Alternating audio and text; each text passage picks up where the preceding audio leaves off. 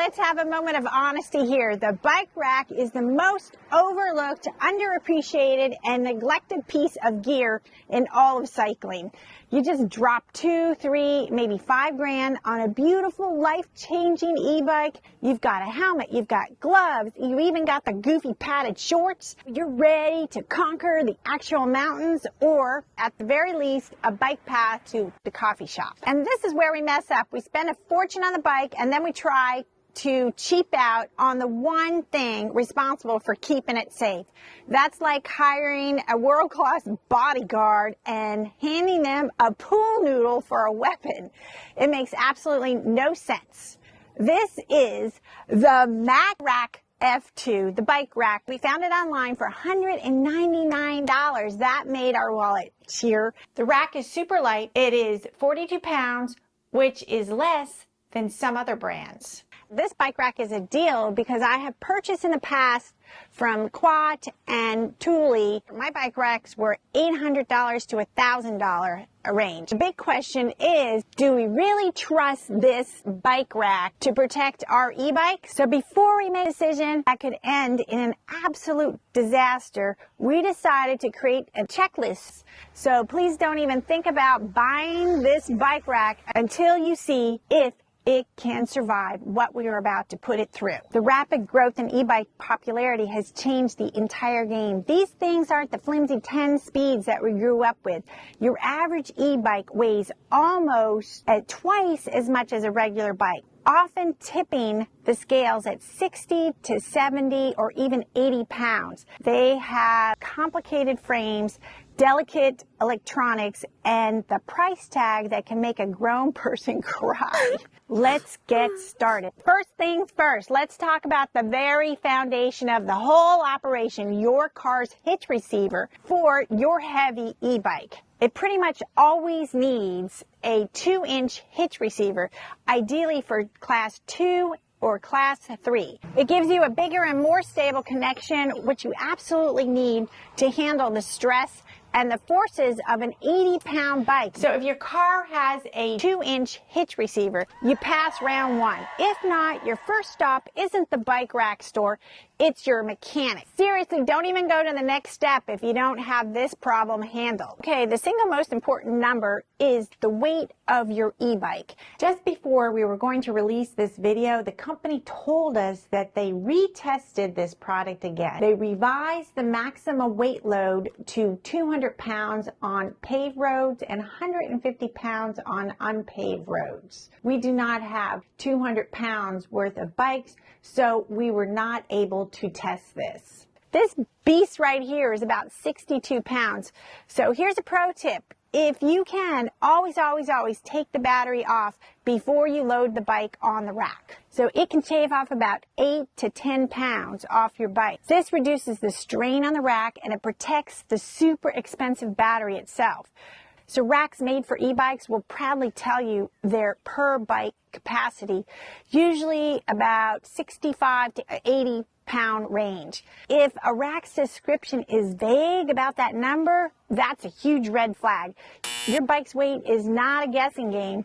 If your bike weighs more than the rack's per tray limit, you fail. Walk away. Okay, so we're going to ride on some speed bumps, everyday twists and turns, and we're going to see how stable this bike rack is. So we're going to grab our 62-pound e-bikes, load them up on this rack, and just kind of see what happens. There is probably 130 pounds of bikes on there right now. Let's go a little faster now.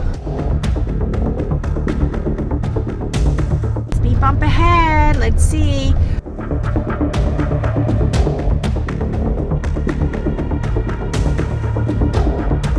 The bikes are still intact. Woohoo! Not all bikes are shaped the same. We got the fat bikes, the step-through frames, kids bikes, mountain bikes. This is why the rack's holding mechanism is so important. You basically got 2 type racks. Racks that touch the frame and racks that don't. So if you have a step-through with no top tube, this rack can grab the seat post. This gets rid of any worry about your frame shape or paint damage, and it's a far more versatile system. E-bikes, especially the cruisers and the trail models, often come with fat tires, so we're talking about 3 to 4, even 5 inches wide. Your rack's wheel trays have to be able to fit them. So most standard racks are designed for skinny road bikes. A good e-bike rack will clearly state the maximum tire width. It can handle often up to 5 inches. The straps that hold the wheel down also need to be long enough. If you have a fat tire bike, this is a simple pass or fail. So if the rack doesn't say it fits your tire width, it doesn't. All right, so we are halfway through, and if you're finding this guide useful, do us a huge favor and hit that subscribe button. Now back to the test. Picture this, you pull into a gas station, you run inside to grab a Gatorade, you come back out, and your $4,000 e-bike is just gone. It's a really sickening thought. A good rack needs security. The rack has to lock to the car hitch. A locking hitch pin stops a thief from pulling the pin and just walking away with the whole setup, bikes and all. You have to budget in for the hitch lock. This is not included when you purchase the MagRack F2 bike rack. So do you need an engineering degree? So I'll let you in on a secret of the bike rack world. Affordable racks often trade your convenience for the low cost. This usually shows up during the assembly. Premium racks from brands like CRAVOT or Thule often come almost completely put together.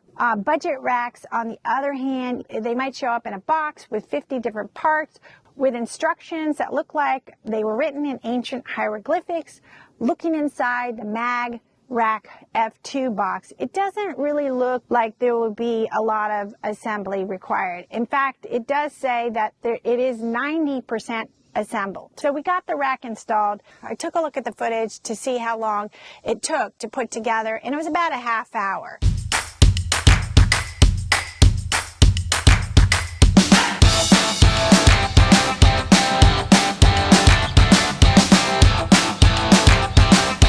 So that's not really too bad. I really thought it was going to be much longer. The other day when I was using my other bike rack, my CRAVOT bike rack, I went over a speed bump and the bike unhitched from the single arm. With this particular bike rack, MagRack F2 rack, what they've done to address that particular problem is that they've created the wheel cradle for the front and the rear tires, so the cradles themselves will actually prevent the bike from rolling back and forth, and then you strap it. In addition, you place the arm with the strap right here on the bike. The rack can go down to open the hatch, you can get to the back of the trunk, or you can be lifted up here to store it. There you have it, the ultimate test. Did the MagRack F2 actually pass? Let's see. It fits my 2-inch hitch receiver. Check. It is capable of holding and securing big e-bikes, and it fits my tires, and it holds the bike by the frame. For me, it's a qualified pass. Your bike rack is the unsung hero of your adventures, so make sure you pick the one that actually is up for the job. So what's the scariest bike rack story you've got? Let us know in the comments below. Ride safe.